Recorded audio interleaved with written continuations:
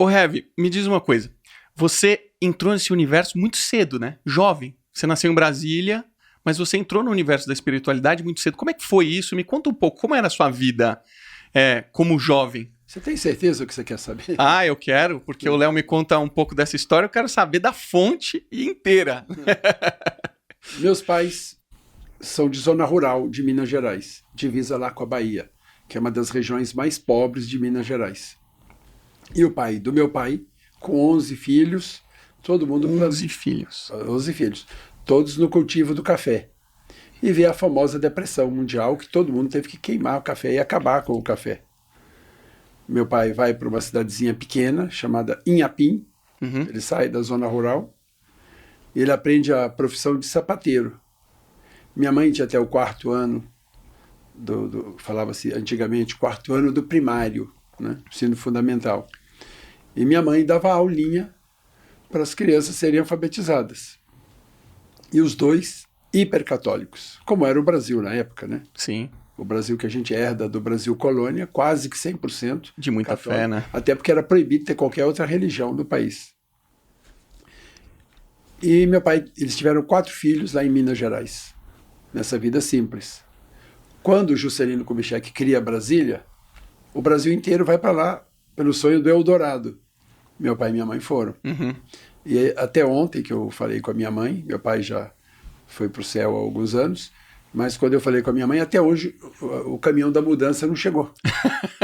Então, meu pai com 4 filhos, ele constrói um barraco de madeira, né? Talvez ele seja o precursor da favela. Nossa. Ele constrói um barraco de madeira, faz buracos no chão, coloca capim. Minha mãe pega sacos, que antigamente o açúcar, o arroz vinha em sacos de 60 quilos. E minha mãe faz os lençóis, as roupas, toalha de banho, toalha de cama, tudo. E aí assim começa a vida deles em Brasília. Eu nasço primeiro em Brasília, depois mais 2 irmãos. Você é o primeiro filho? De Brasília. De Brasília. Já tinha quantos irmãos? 4 mineiros. Tá. Nós temos 2 consulados lá. O consulado mineiro e o consulado brasileiro. Entendi. Então nós somos 7. 7.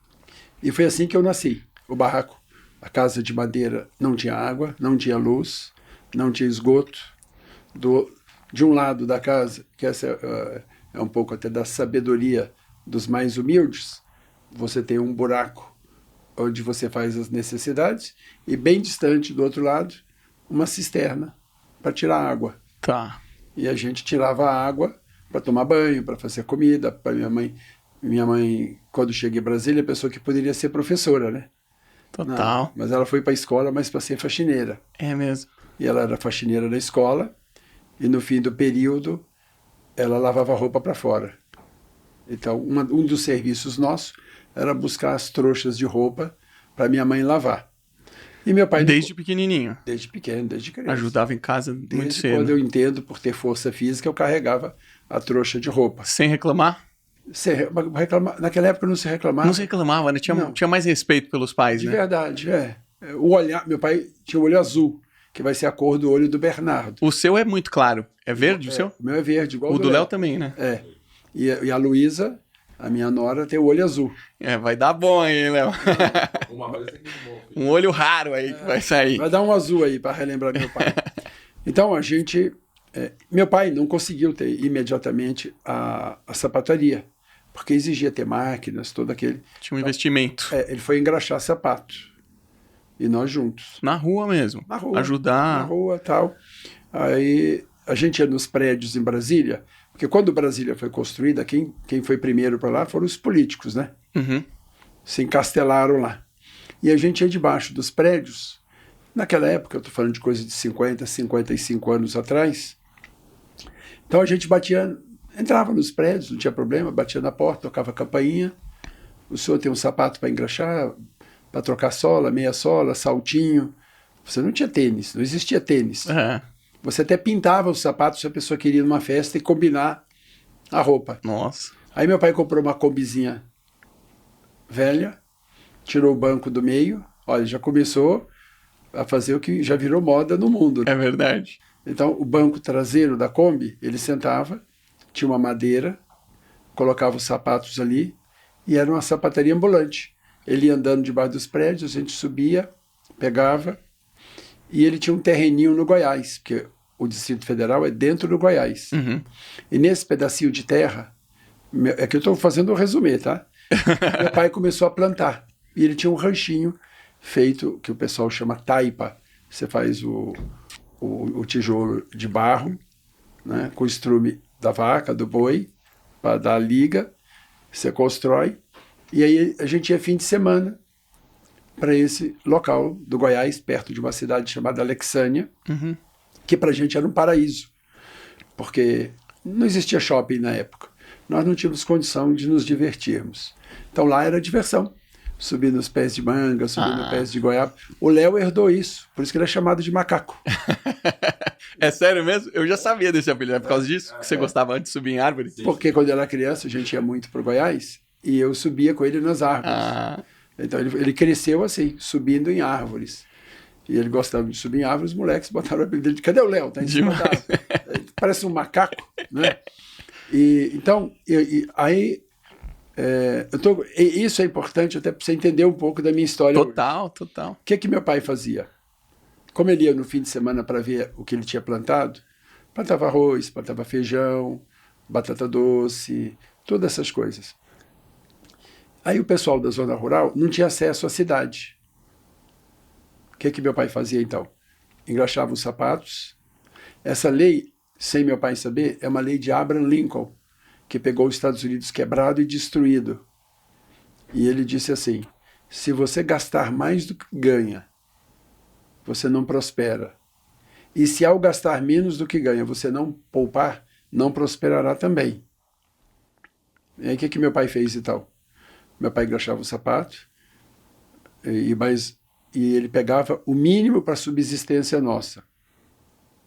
A outra parte do dinheiro, Poupava. ele ia nos mercados, comprava isqueiro, vela, querosene, papel higiênico, o que você imaginar. Botava na combizinha e a gente ia no fim de semana para a roça. Aí levava para o pessoal da zona rural. Naquela época não tinha. Para vender. Não, Para comercializar. para fazer escambo. Pra... Porque o pessoal antigamente não tinha fundo rural, não tinha INSS. Isso é novidade com a nova Constituição. Uhum. Então a pessoa chegava e falava, eu quero um isqueiro, meia dúzia de ovos. Eu quero uma lamparina, eu quero querosene, 3 rapaduras, 4 doces, 3 queijos, tudo. Aí levava para a cidade, aí a gente já fez um upgrade, né? A senhora tem sapato para engraxar, para fazer meia sola? Tem. A senhora não desejaria um queijo da roça, uma rapadura da roça, ovo caipira? Ia trocando. E aí a coisa ia girando, foi girando. Essa era a nossa vida e assim nós vivemos. Com muito pouco, mas aí entra a questão da espiritualidade.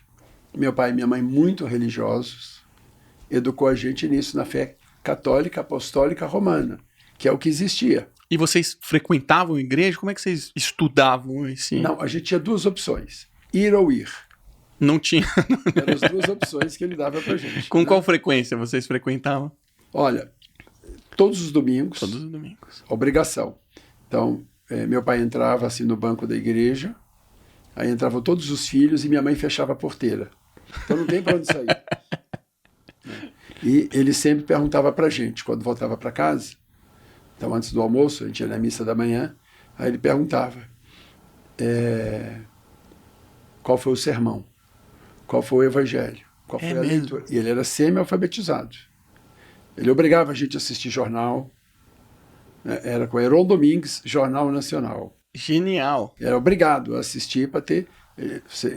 O pouco de dinheiro que ele tinha, ele comprou para gente, morando num barraco de madeira, e li muito na lamparina. Ele comprou uma enciclopédia. Uau. Chamada... Que era caríssimo naquela época. Tanto é que ele não conseguiu comprar... A coleção inteira. Não, ele não conseguiu comprar a Barça. Ele comprou a Delta Júnior, que a gente tinha que estudar. Então ele sempre investiu na fé e no estudo. E por todas as dificuldades que a gente passou na vida, como, por exemplo, comer durante a semana só arroz e feijão e a verdura que plantava, a proteína só no domingo, o franguinho no domingo, mas não pegar nada de ninguém, não roubar ninguém, não é nosso, não nos pertence. Né? Eu brinco muito com as pessoas que eu não faço festa de aniversário. Lá na catedral, um colega meu de uma empresa de embalagens faz as caixas e as pessoas me dão como presente o que eu preciso na creche. Arroz, feijão, açúcar, leite, produtos de limpeza, tudo. E aí algumas pessoas falam, mas você não tem vontade de comemorar? Eu falei, eu nunca comemorei na minha vida, então não tem sentido para eu comemorar. E a gente também não ia no aniversário de ninguém. Por quê? Porque nossa roupa era feia, era roupa feita de saco. E nós éramos 7. Se alguém convidasse, a gente acabava com a festa. Só os 7 já comeria o bolo. Saía caro convidar a família aqui então, né? Comia o bolo inteiro, acabava com tudo. E então, meu pai e minha mãe sempre preservaram o trabalho, a honestidade, a fé e o bom humor. E o bom humor. E o Léo pode comprovar isso para você, que meu pai e minha mãe sempre tiveram bom humor, meu pai sempre foi um piadista, razão pela qual, por isso que eu disse, que você vai entender alguma das coisas que eu faço hoje, né? Vem desde lá de trás. Desde lá de trás. Então, eu gostava de ir à igreja. Talvez, eu analisando hoje, talvez fosse o lugar onde eu era gente.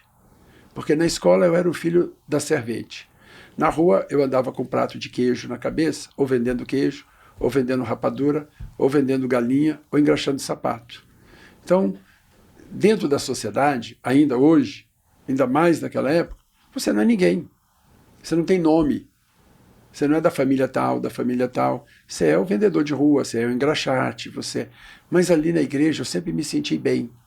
Não por causa do religioso, ou do CNPJ, ou da placa da igreja. Que isso faz parte do meu trabalho hoje. Uhum. Porque eu sempre senti que aquele Deus me amava. E que ele não fazia diferença de mim. Você entendia os sermões já naquela época? Não, mas eu entendia o evangelho. Você entendia o que você sentia naquela época? Porque você era jovem, né? Mas você entende... Mas quando você é excluído, aí você capta a inclusão. Então, por exemplo, e eu quero dizer aqui para quem... Esse é seu, tá, Heavy? Na hora que você quiser, fica à vontade. Obrigado. Eu quero dizer para quem estiver agora nos ouvindo ou assistindo, veja que interessante. Não se preocupe com o Antigo Testamento, não se preocupe com o Novo Testamento, e se preocupe só com o Evangelho, só com ele. Leia, por exemplo, para ficar Qual que é a diferença desses três? Vamos lá. O Antigo Testamento é antes de Jesus. O Novo Testamento são os escritos após o Evangelho de Jesus. Pelos apóstolos. Pelos apóstolos, pelos seguidores dele. E interessante que de todos, né, o mais inclusivo, o mais amoroso, o mais generoso é o Jesus. Nem quem antecedeu, nem quem sucedeu. Porque às vezes quem sucede, o seguidor quer ser maior que... O criador quer ser maior que a criatura. Uhum. Porque quando surgem as normas das igrejas, e elas surgem por uma questão fantástica. Se você estudar e analisar, você vai dizer que coisa linda. Mas as igrejas escondem por interesses. Uhum. Porque é melhor trabalhar com medo e você me obedecer. Por exemplo, nós éramos 7. A casinha de madeira, cercada por arame farpado, mas tinha um portãozinho. Minha mãe ia trabalhar e tinha os irmãos menores. E aqueles momentos que ela não queria que a gente fosse para a rua, se a gente não estivesse vendendo alguma coisa, trabalhando. O que ela fez? Ela nos segurou pelo medo. Ela falava que o filho que saísse do portão, um homem que carregava um saco branco nas costas ia pegar a gente. Essa história é famosa, o homem do saco branco. Mas esse homem nunca apareceu. Ele nunca pegou ninguém. Nunca conhecemos, né? Mas ninguém saiu para a rua por causa do homem.